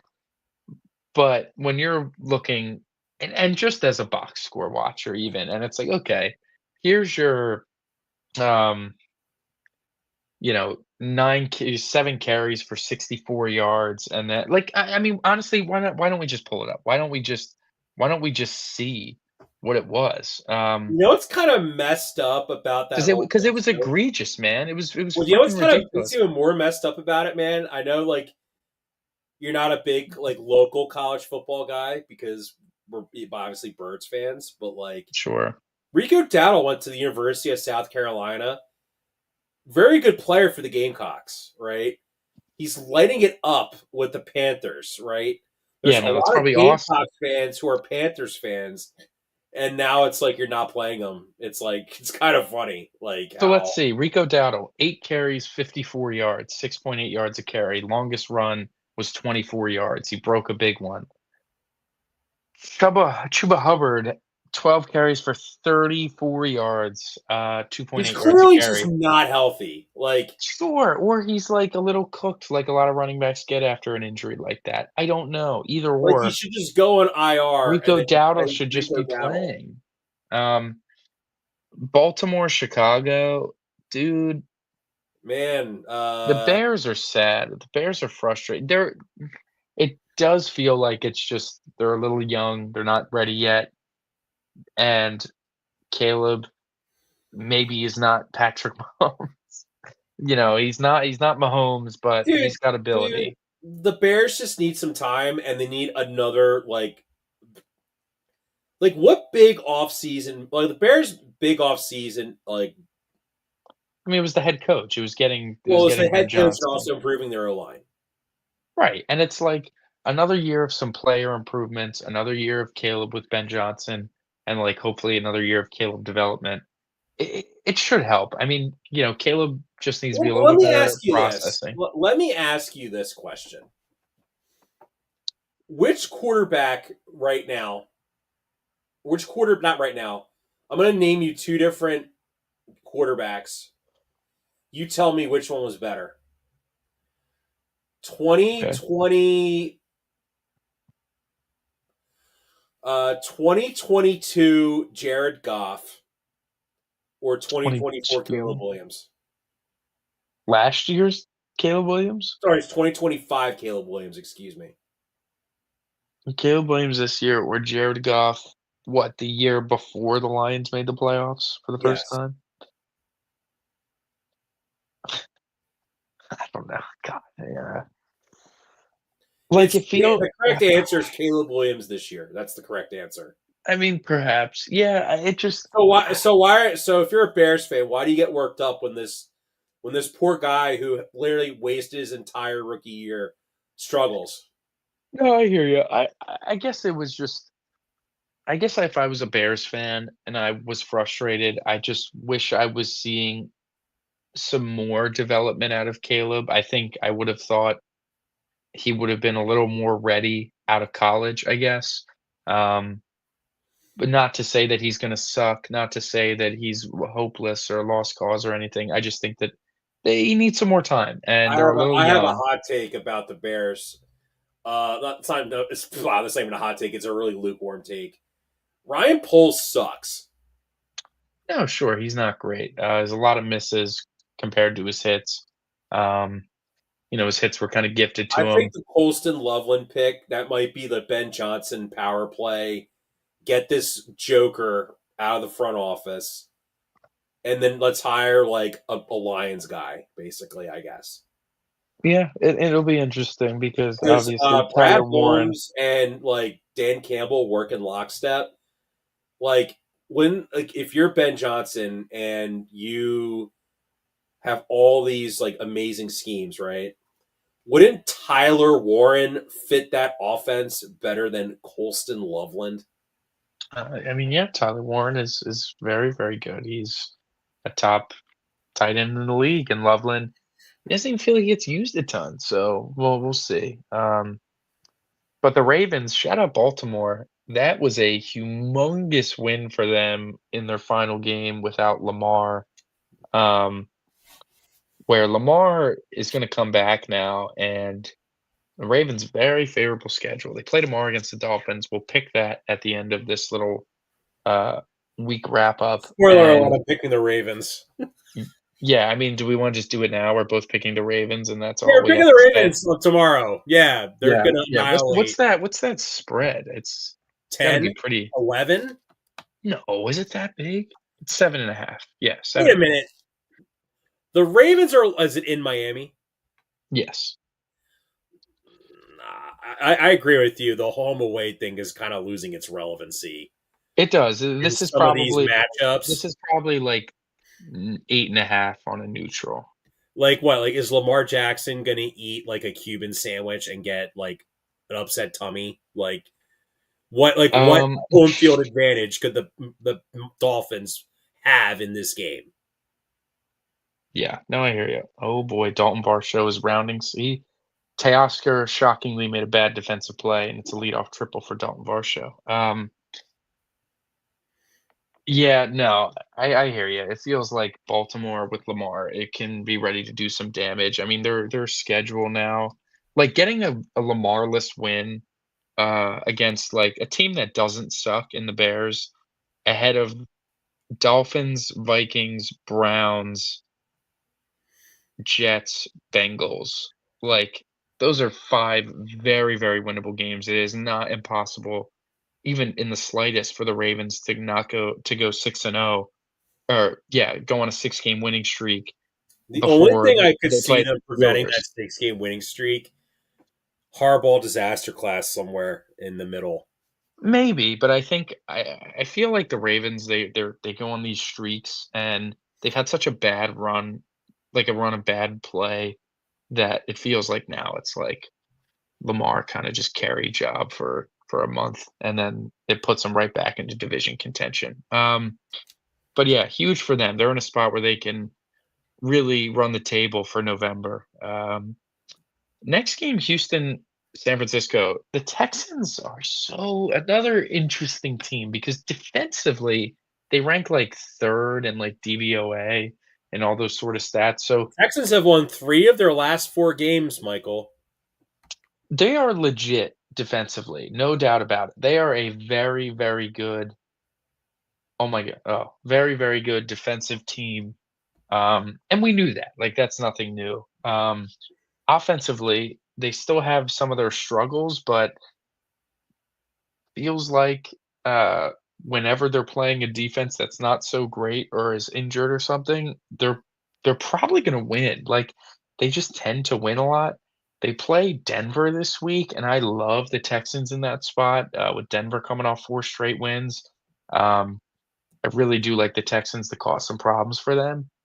So I like the Texans could be a playoff team in that AFC. It's very similar to how the NFC feels like there's 6 solid good teams that are gonna make the playoffs, and then there's a 7th that's a question mark. The AFC feels pretty similar where there's, like,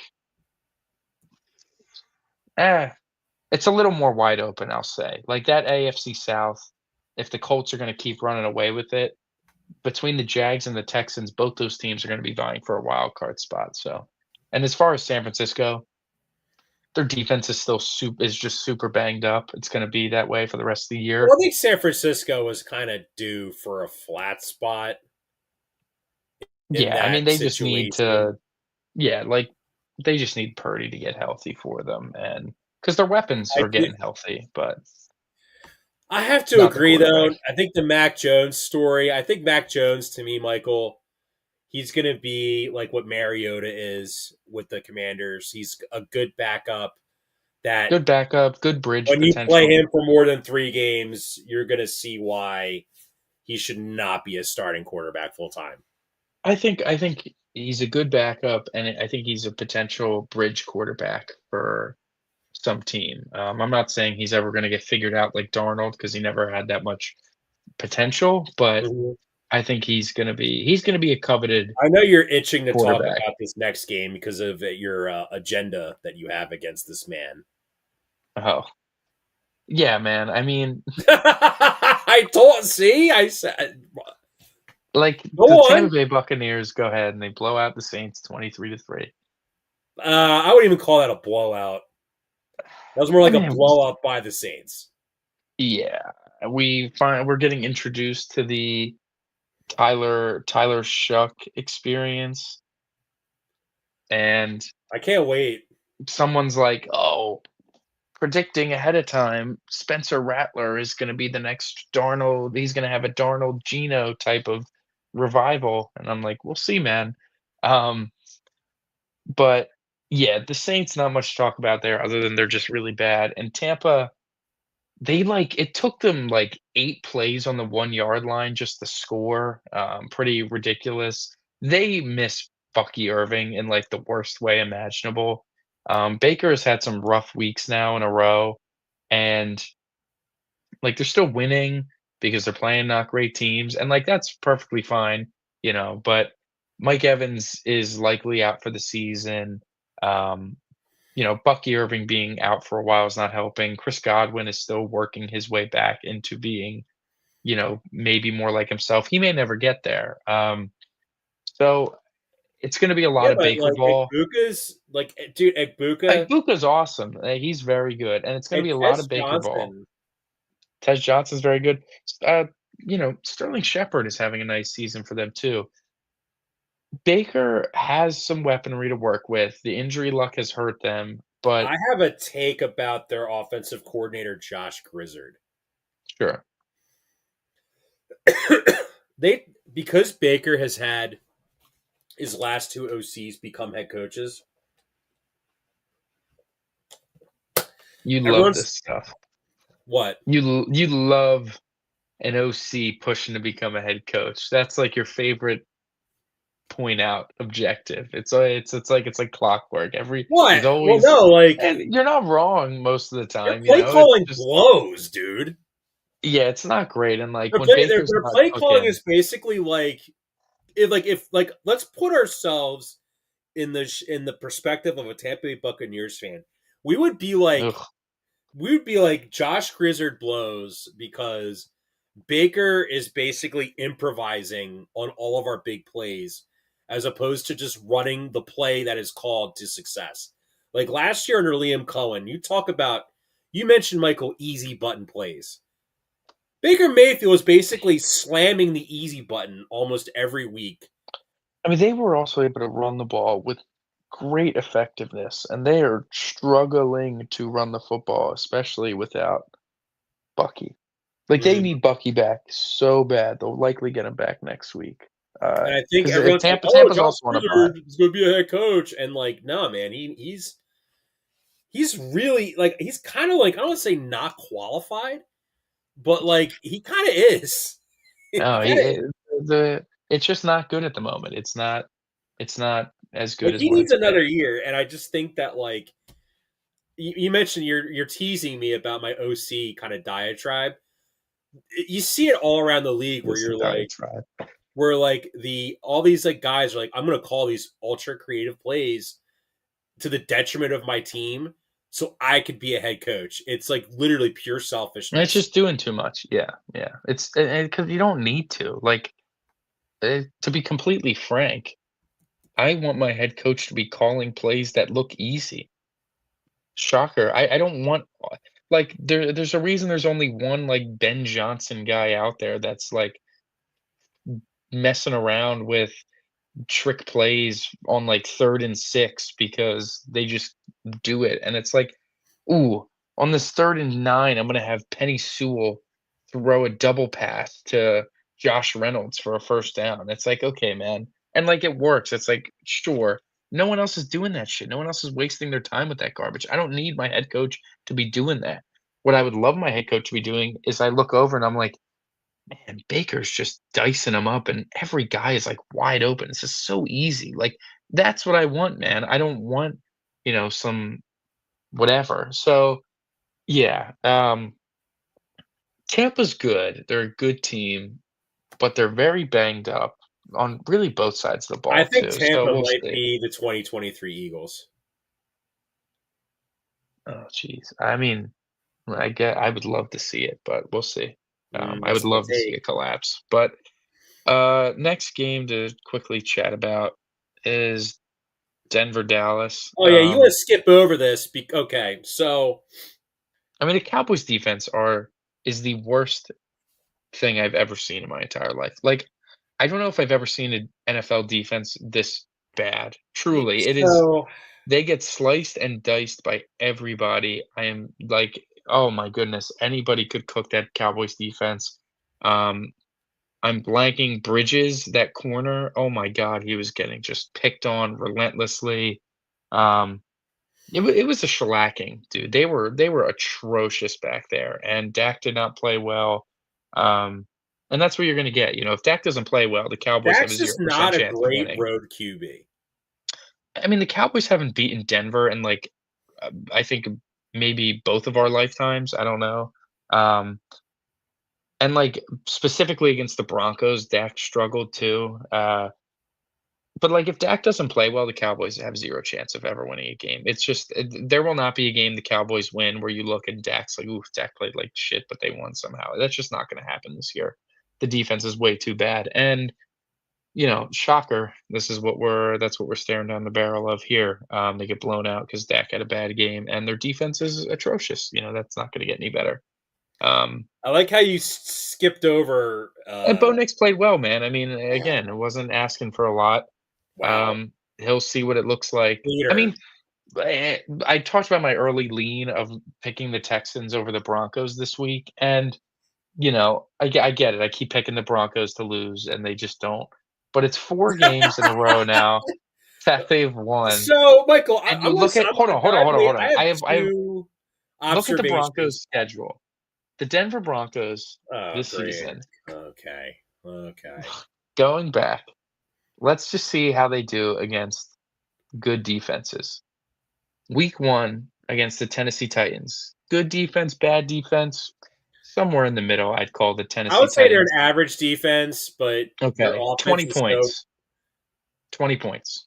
okay. Week 2, Indianapolis Colts. They're playing well defensively. Their secondary isn't great, but they're playing well defensively. I'll give them credit. Somewhere in between, probably about average, right? Maybe a little above because they're winning and stuff. 28 points. Solid day. Not good job, Bo Nix, I guess. Week 3, Los Angeles Chargers. Good defense. They, especially early in the season, playing very good defense. 20 points. Okay. Week 4, Cincinnati Bengals. Horrible defense. 28 points. Great job, Bo Nix. Week 5, Philadelphia Eagles.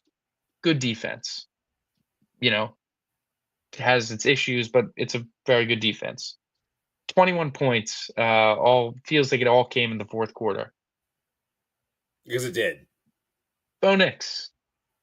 he looked like garbage until the fourth. And granted, got to give him credit, I Yeah. guess. So when you said at the Eagle Hold game, on, it's not don't over yet. New York, no. Oh. New York Jets. New York Jets. They have what, one turnover this year? Uh, Bad defense for sure, despite It was having talent. London though. London. 13 points. New York Jets, by the way. They completed 9 passes that You day. You want know to talk as about well as I do, those London Fugazi a New York crap games Giants, are thrown out. similar to the Eagles, where nothing was done until the fourth quarter, but just on a much larger scale because it was crazy comeback. Good job, Bo Nix, I guess. And then uh, Dallas Cowboys, awful defense, 44 points. So good defenses. Bo Nix does not lead a good offensive charge. Bad defenses, ooh, looks great. So we will see if he Wait a can. minute. If Okay, hold he, on. So I will hold say on. this: if he carves up the Houston Texans this weekend, I will put aside my Bo Nix slander until Thanksgiving. Deal? That's like 3 weeks. What? 3 No, weeks. That's plenty of time. Oh my god! no, no, no, no, no, no, no, I no, no, slander no, Bo no, Nix every no, time we do no, this show. no. All right, fine. Okay, fine. We'll accept that. Two observations I've made of you. So the first 4 weeks of the season, you're like, John, the Chiefs' offense is broken, and then once you went on your diatribe, you Of fixed once it. they get their weapons, it's gonna You be good no, again. no, no, no, no, no, no, no, no, no. You were like, What? What I this said? offense is broken. I don't even think if Worthy comes back, like he's not even that good. No, I did not say that because I saved the He's Chiefs, not like you even that said. good. He's not even That is that not what good. I said. This is fake. This is a farce. And then the Listen, Eagle Bo Nix game, played you're like, John, Bo Nix is like the fourth best quarterback in the NFL. worse to me. No, yeah, I know. And Well, John, now he's like, listen, I you, recently, Michael, you've helped me win 2 fantasy games because you said he was trash. I, Like, re- and you I know what his nickname recently, is on the sleeper app. I've named him. yeah, yeah.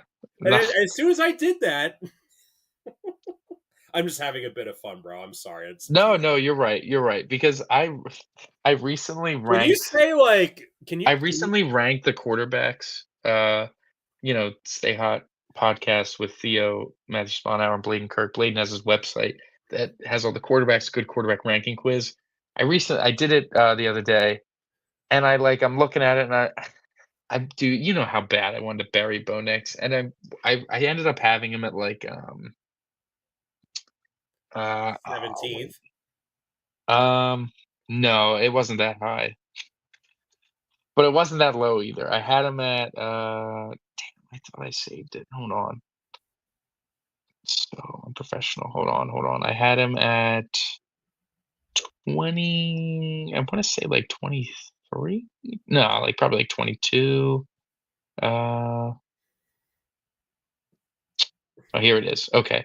I had him at 20. Yeah, I just have him at 23. I had him at 23. And it's like the ones below him, Michael Penix, Jackson Dart, Cam Ward, Tua, Gino, Dylan Gabriel, Rattler, like the Vikings situation and Justin Fields. And it's like I can't earnestly rank him below any of those guys, you know? Wow. So maybe I was wrong to say he's the fourth worst quarterback in football, Massive hater. but like the ninth worst quarterback, sure. Wait. A- Anyways, bottom 10. I'll call him bottom 10. You wait. Where'd you rank JJ McCarthy? The Viking situation, that was like bottom 2, 31. Like that's, Okay. All right. yeah. No, no, no. Okay. All right. Well, all right. Regardless, Well, let's move on from all right. You're gonna be a real sad panda if you can't do your Bo Nix slander. All right. Next game. Uh, Tennessee, Indy. The Colts are good, man. They might just be very good. I think we just gotta start treating the Colts like Like they're a really I good don't team. know if the Colts. Wow, you're gonna laugh. I don't know if the Colts are the 2017 Eagles or the 2022 Eagles. Um, Probably closer to 22. Wow. Mm. neither defense of those two Eagles teams were like they were good, but they weren't like exceptional, exceptional. Like the Colts. That's what I'm saying. So like I don't know which one fits better. They're the 2017 Eagles where on offense, like the Colts really are just driven by Jonathan Taylor, which is if you took Jay Ajayi and LeGarrette Blount and like merge them into one player, you get Jonathan Taylor. I mean, Jonathan Taylor he's definitely the best Like you running had back in Zach football at Ertz the moment. playing at an elite level, Tyler Warren's playing at an elite level. In the They got great slot, receivers. in the tight end Pittman, spot, at the middle. Downs, yeah. Their wide receivers, Eagles had like Nelly, Torrey Smith, and Alshon Jeffrey. The Colts have Michael Pittman, very Alshon Jeffrey like. Josh Downs, very Torrey Smith like, and Alex Pierce. Oh, Alex, dude, Alex he's like Nelson. he's like No, I Nelson, hear you. but like not as good as 2017 Nelson. They're very Sure. similar, and their O line is very good. Dude, Uh, you didn't finish the comp. oh, Carson to Daniel Jones. Listen, we're gonna sit here They're and the Timu 2017 Eagles. we're gonna give the Colts a ton of credit, but every time we're just gonna finish it with saying until like if Daniel Jones turns into a pumpkin, this team is going to fall apart. But if Daniel Jones is capable, like he's showing he's been, they're going to be able to make some noise, man. Who knows if they'll be able to beat a Kansas City come January, but they might be able to beat a Buffalo. They might be able to beat a Baltimore, they definitely can beat a I Denver. honestly, realistically, like I'm going to actually give you the comp, the realist. I was kind of said that as a joke. 2017 Eagles. I mean, it fits. It fits. It's Which definitely was out of which nowhere. was the 2019 Titans the Titans team that went to the AFC title game? Uh, Yes. one of them was the 1 seed, and then one of them went to the title game. No, Don't 19 don't you went to the title game is don't you right because they feel beat like Daniel Baltimore. Jones is playing very Titans Tannehill-ish right now? Yeah, absolutely. I can't disagree. It's not asking him to do a ton, but he's doing it at a very high level, and that's valuable. And your running game being so loaded with Henry Taylor. Taylor's gonna have a great season. He might sleepwalk the offense player of the year. So shout out Yeah, Jonathan and Taylor. poor poor Cam Ward. Yeah, it's just a shame. It's sad. Um, Sunday night, Green Bay, Pittsburgh. Uh, Green Bay was really cooking. They had a few drops early that kind of held them back. Missed field goals. You know, I didn't. Brandon McManus was like a game time decision, and they decided to start him over the kicker that was like nailing 60-yard field goals, and like that to me feels legitimately insane. And it didn't cost them the game, but it cost them points, man. It could have cost them the game. But Jordan Love played really well. Christian Watson, you really felt his impact coming back for Green Bay, like as a blocker, especially. Like he did a great job springing some of those huge Tucker Craft plays by blocking downfield. It's something that he has a great trade at, and he was flexing it again. Um,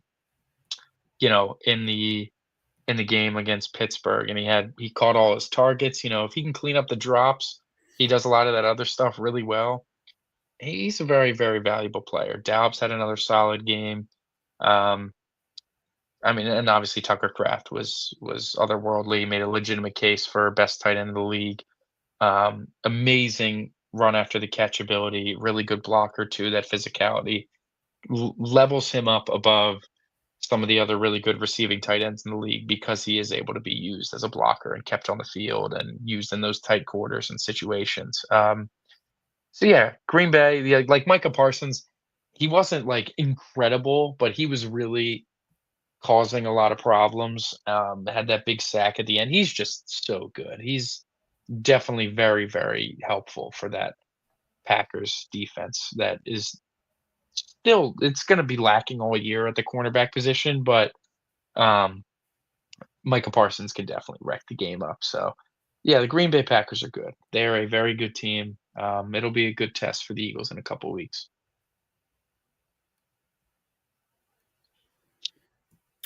Yeah, I do think though the Packers technically have the highest winning percentage in the NFC because they only have one loss. Yeah, Eagles are right behind them in the second spot because they own tiebreakers over the Buccaneers. Buccaneers and like obviously the Rams. Um, Michael, thing about there's something I can't put my finger on with this Packers team. Like Jordan Love is good. He's definitely better than last year. The thing He's playing at a very high clip. He's not turning the ball over this year, like at all. I just think like this Packer team, they haven't, they just haven't been tested. No, and listen, they've been playing with their food a lot, barely beating the Cardinals, barely winning a couple games against some bad teams, struggling a bit against the Bengals. Uh, They play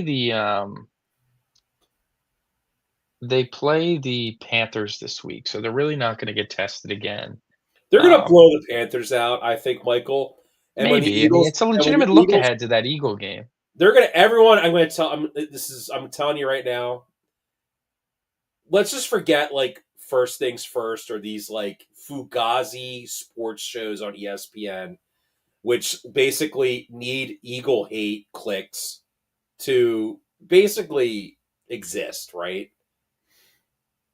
Packers are going to be a very popular pick this weekend against the Panthers, and maybe it's. I think that this is where I want to see them tested because if they're as good as a lot of people think they are,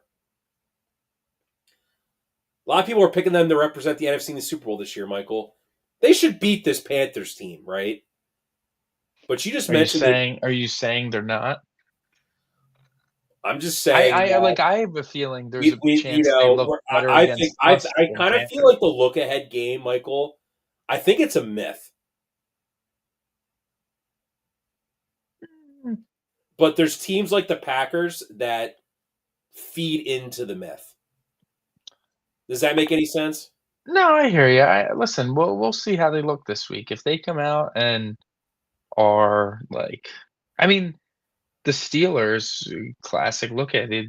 Did they overlook the backup quarterback Bengals because of the, you know, game against No, just Mike Rodgers' Tomlin return just coming up? loses all the time Well, on that's part Thursday. of it being the coach. So, like, we'll see. I think there's a decent chance the Packers look better against us than they do against Carolina. I do think that look ahead is a little. Well, we'll see. We'll see. But yeah, the Packers are good. Their corners are not, but offensively they're quite good at the moment. And Micah Parsons does a lot of damage. So, and then Monday night,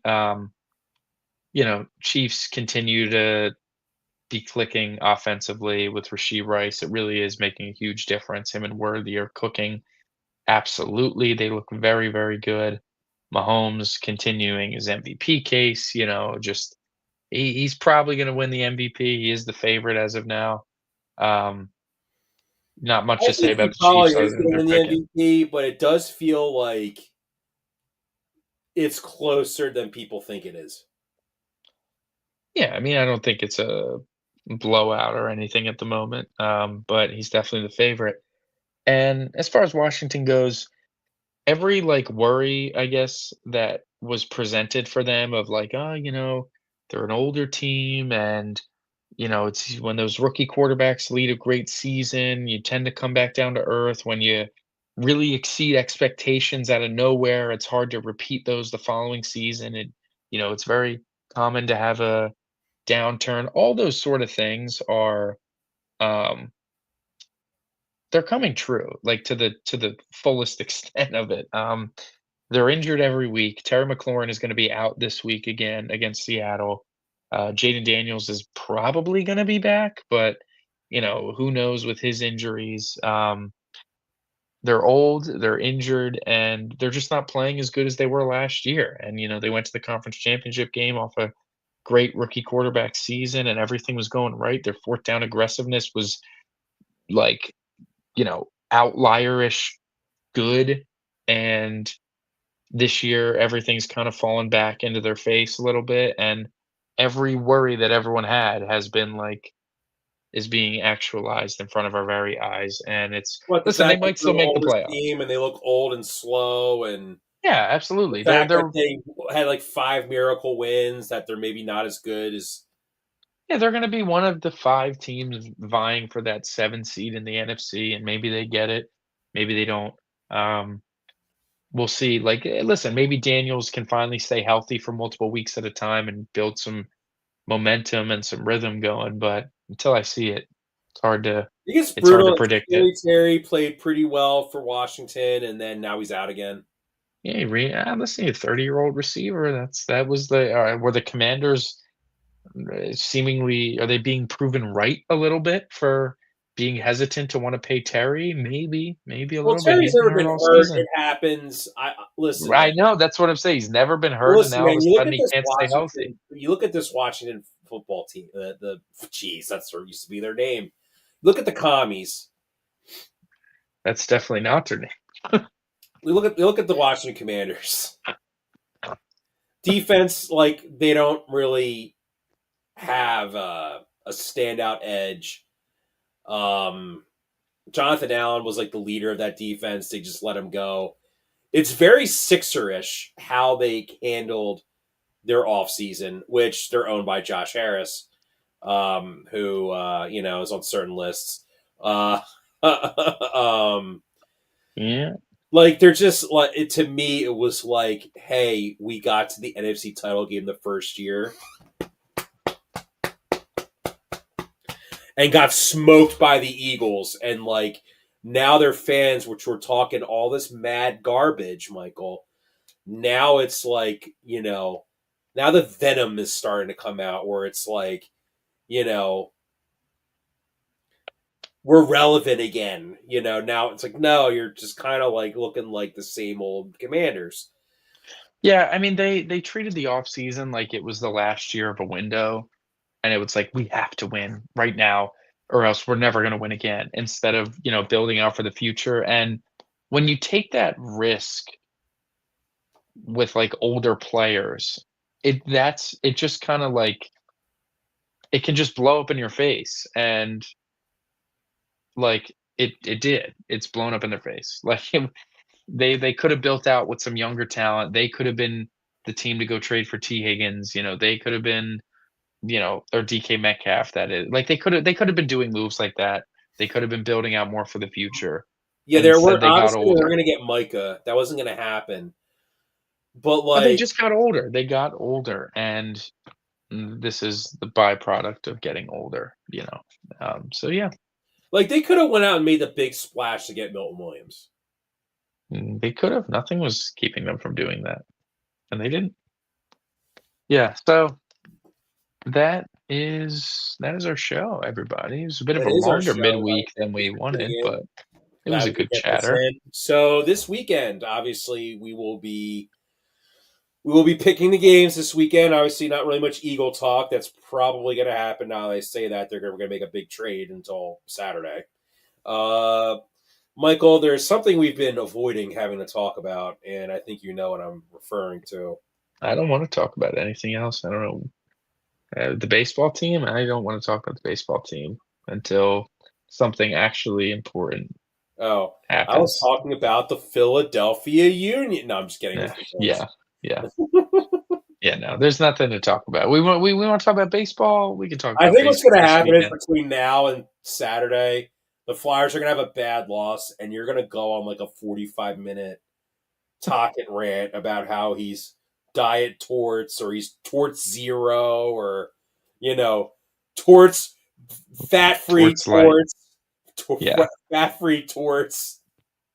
potentially. He But has a quote about like a pack mentality. When I read the quote, I'm like, sounds very Sirianni-ish. Like, yeah, there's a lot of people that are just so unserious in this city.